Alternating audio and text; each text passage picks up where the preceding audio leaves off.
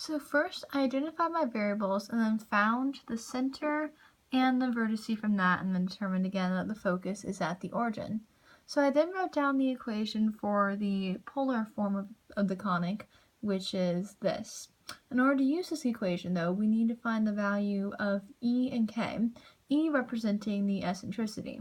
So in order to do this, I used the formula E equals C over A, and I found the values of C, which represents the distance from the center to the focus, and I was able to find that since I had the values to do that.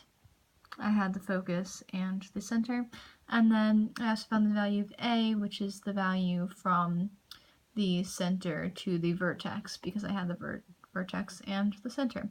So after I did that ratio, C over A, 6 over 8, I was able to use that to solve for the value of K. So in order to do that, I also used sample values of R and theta, which I used the vertex point for that, as the vertex is 14 away. I did that for R, and for theta I did 0 degrees, because the conic has rotated 0 degrees from the x-axis when it is at its vertex, when the conic has the major axis on the x-axis. So then I solved for the value of K, which is just a number, which was 14 over 3. And then I plugged that back into that original equation in terms of R and theta with the value of E.